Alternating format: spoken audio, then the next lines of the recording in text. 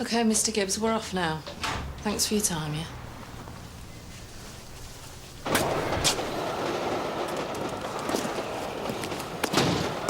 Right, what'd you stop me for? They're in no fit state to be questioned. Even if Colin did have anything useful to tell us, he's not under caution and won't be able to start questioning him till it's sobered up anyway. Yeah, well, I'll just have to get a warrant to search his flat then. On what grounds? Matty hasn't got the gear and Colin used to fence for him. 16 years ago. What, don't you want to crack this? Not with a sledgehammer, no, I don't. Oh, what's that supposed to mean? It means that I'm paid to put up with the whole macho thing, but the public, they tend to object. All right.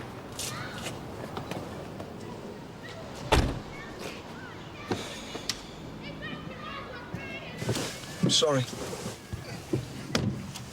Pardon? I said I'm sorry. Cindy's been on a one-woman mission to mess with my head. Oh. Well, let's get this warrant sorted out, shall we? Hello. Remini, Terry. This is DCI Richard Caddick of the Port Safeguarding side of the Child Abuse Investigation Team. Sir, thank you very much for helping us with this. Well, it seems like you've been managing quite fine without us. Your superintendent tells me that your relationship with the local pastor's come in quite handy. That's right. We met him on another case. It looked like a young girl had been abused during an exorcism. It turns out that she was being bullied at school. Anyway, Pastor Bernard didn't like the way we initially handled the case. However, Romani won him round, so there we are. Sounds like it if he's coming back to you for help. Some communities are so close-knit that it's difficult to get a foot in the door, so if you can use him to find a way in, you're halfway there. Well, I don't think I was using him, but he certainly proved very helpful. And if it wasn't for him, Esther's father wouldn't have spoken to us. He did say something, which was that it's quite usual for Ugandan children to be sent to live in other households. It's not uncommon in parts of Africa. Some kids are sent to live with relatives, others work for wealthier households. Now, we might call that exploitation, but in another culture they might say it's the only way a kid will eat. Who are we to judge? No, I wasn't judging. It's just, it's clearly against the law. I'm not arguing with you. Anyway, sir, the good news is that we have identified the woman with Esther as being Rachel Mtembe. Mitembe. She's cleaned her previous records. She's our next port of call. Very good. If you get the chance, follow her. It'll be good to see who she might lead us to. Right. What about Esther? Well, it depends on whether or not she's been placed yet or if she's still in a holding house, but in either case, chances are she's been moved on already. This Rachel? Yeah. That's a very good lead. Stick with it.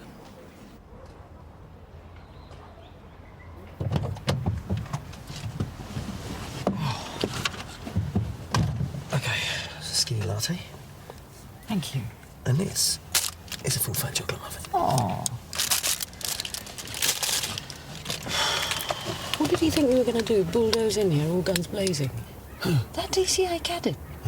I mean, have I not worked in this job long enough to know that you have to have a good relationship with the community? Maybe he was just trying to give you the benefit of his experience. Well, I appreciate that, Terry, but I mean, credit me with the experience working in CSU to know when to tread lightly. Hey, son of Rachel. Saw somebody on the top room there, but just a glimpse.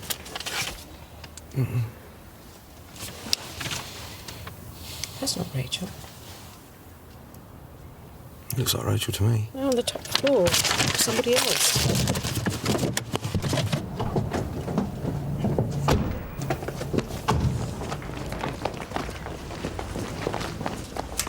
Rachel Mitembe. What do you want? We're police officers. You don't mind answering a few questions, do you? Do you have any children, Mrs. Mtembe? This is my house. What do you think you're doing? What's in the room up there?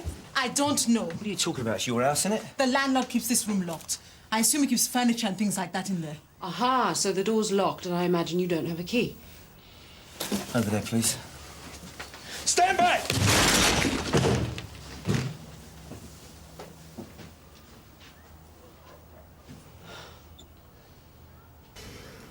How did Esther Abonio come to be in your house? Rachel, please don't waste our time. We found her in your upstairs room.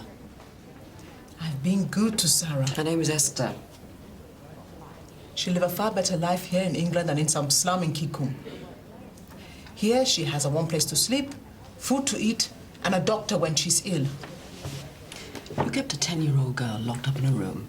You made her work for you unpaid. Now tell me, how is that better than being with a loving family?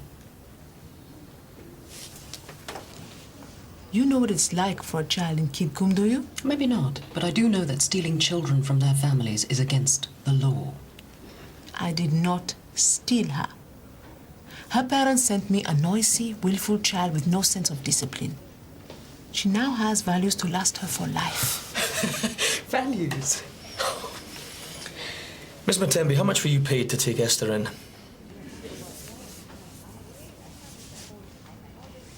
Board and keep, that's all. Who paid you?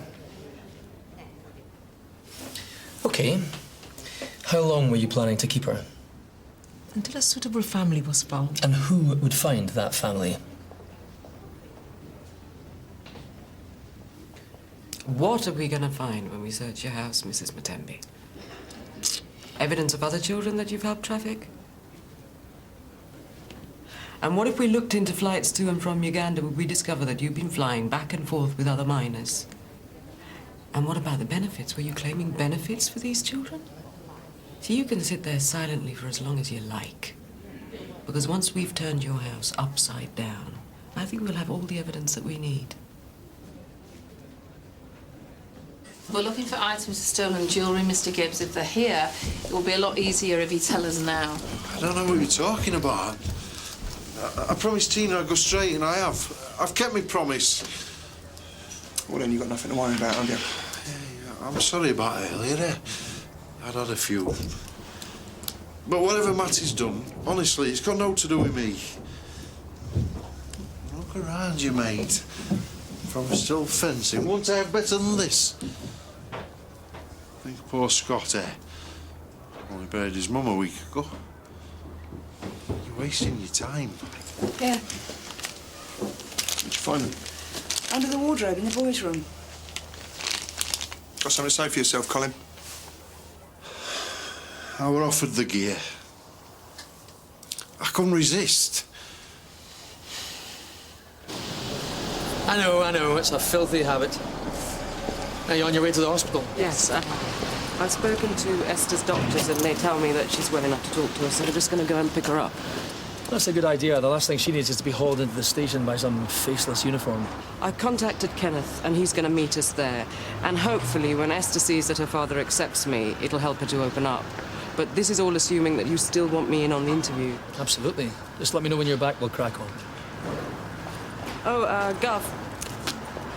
I know you wanted to see whether Rachel might lead us to somebody, but Esther's safety had to come first. I absolutely agree. No one's saying otherwise. Earlier you said you hadn't been in trouble for years. Been a mess since Tina died. Can't cut it without her. What do you normally do for a living, Colin? Painting and decorating. Lost a lot of work when Tina got ill, though. Looked after her, did you? Wanted to be at home with me and Scott. Right, run us through how you got hold of this jewellery. I've been drinking most at night. I know I should get myself together, but I can't sleep. Not without her. Who made contact first? Hey? It means who arranged the job. I did. Did you send Scott to visit Matty in Shadwell? No, he's got no to do with it. What was he doing there then? Look, I ran into Matty in a pub. He offered me gear, I took it. Just like the good old days. But you just said that you arranged the job.